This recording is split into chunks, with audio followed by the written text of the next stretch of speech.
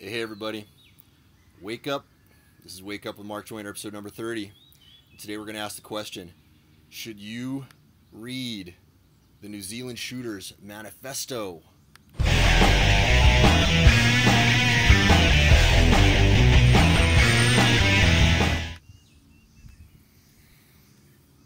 Alright, I think we had some audio problems on the last time I tried this a second ago. If any of you guys watching this live can give me some feedback this time and let me know that the audio is actually working, that would be appreciated. I think I solved what the problem is. Before I talk about today's topic, let me just tell you a little bit about my day. So I got up at 4 a.m.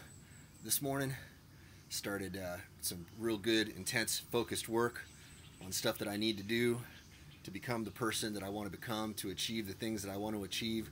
Took responsibility for those things my own self, which is very, very apropos to the topic today, what we're going to be talking about. Did my morning routine this morning, as I always do. Okay, I think I see here that, yes, the audio is working. Thank you, by the way, to Mo from Manchester for alerting me of the audio problem on the last attempt for this stream a few minutes ago. Let's just dive right into this topic, guys. So yesterday I posted a question that I didn't think would be too controversial, quite frankly, but it stirred up a little more controversy than I expected. I was honestly a little bit surprised by a couple of the reactions to it. So I asked, and I'm just paraphrasing here, but more or less something along the lines of, does anybody have primary source for the New Zealand shooters' manifesto? Now, some of the responses I got were a little bit hostile. In fact, there's one guy, and you know who you are, dude. I'm not going to name you, but you know who you are. Rolled in and came in pretty hot, and even told me fuck off. And he more or less equated me wanting to read the manifesto with justifying this mass murder. I replied to this guy a little more kindly than I think such a comment deserves.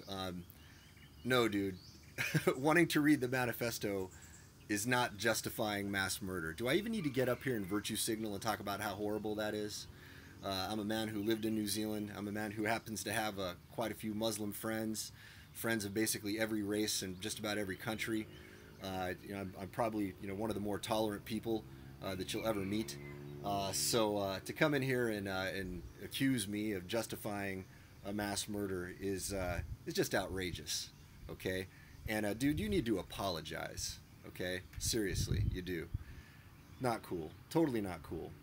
But let's talk about this, okay? Because his response was not atypical. There are a lot of people out there who believe that we should actually censor that document. Now I want to ask you the question. So who's gonna determine what is suitable for us to read and what is not suitable? Now I can understand some of the justifications for wanting to censor it. Maybe it might inspire another shooter. It's possible. But it's also possible that letting people have access to that document will inoculate people against that. By reading that and seeing how the man thinks, they might go, well, if thinking like this leads to this, maybe I need to be careful about that. But maybe not everything in that document is wrong, right? There are probably some things in Mein Kampf that make sense. Okay, there are bits, and not that I'm justifying Hitler, by any stretch of the imagination. There are probably things in just about every cult's documents you could imagine that where there is a little bit of validity. And in fact, I know for a fact that that's true. And it's not the valid parts that are the problem. But am I reading this to find nuggets of wisdom? No, I want to understand how that man thought. I want to see for myself what led this man to take these actions. I want to understand that. I think we should all do that. I think it's our responsibility to want to understand that. Now, here's who I don't want deciding for me whether or not a document is suitable. I don't want journalists deciding that for me, and I don't want the tech companies deciding that for me. I don't want the government deciding that for me. Frankly, I don't want anyone deciding that for me. I'm a big boy. I want to read it myself. I want to understand it myself. I want to understand that document myself, and I don't want anyone determining that for me. Now, are journalists qualified to decide whether or not we should do this? I think journalists are supremely unqualified, and they have proven themselves supremely unqualified in doing that. And in just this case here, you know, a lot of the folks out there who are commenting on this on the left and the right are twisting what is in that document to suit their political agendas. There are guys on the right who are saying it's a communist document. Well, he clearly and flatly says inside the document that he is not a communist. Okay, now some people said, well, he says right there in the document that he's on the left, but he also says exactly the same statement about the right. You know, they ask, he has a little Q&A section in there, and someone, and the question is, you know, are you a member of the right? And he says, well, depending on how you define it, yes. And then he wrote, are you on the left? Depending on how you define it, yes. Okay, so for someone to come in and say that he is clearly on the left or the right is totally disingenuous.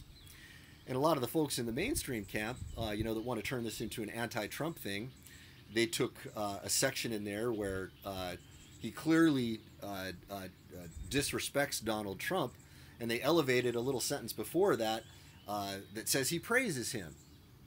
And they took that out of context and left out the rest of the context.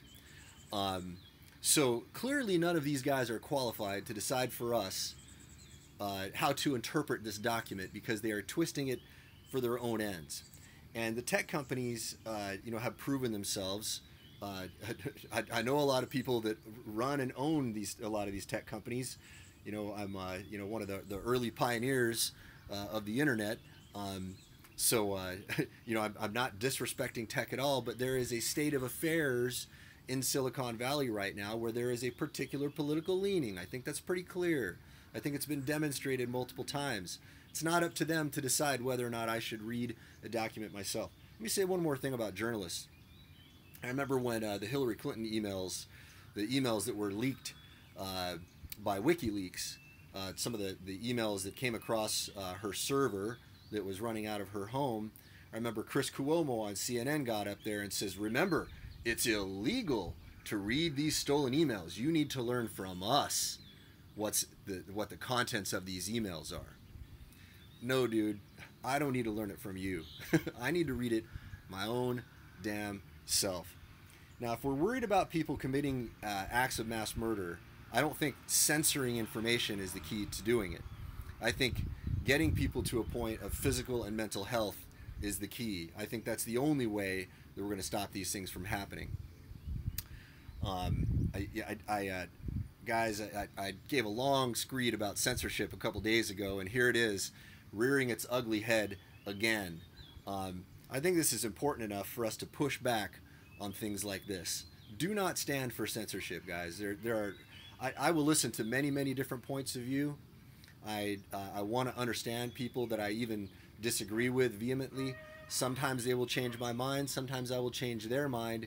We need to be engaging with each other to help each other understand these things, not cordoning off into camps, you know, and being so, you know, self-righteous about this that, oh, anybody who believes this is a terrible person.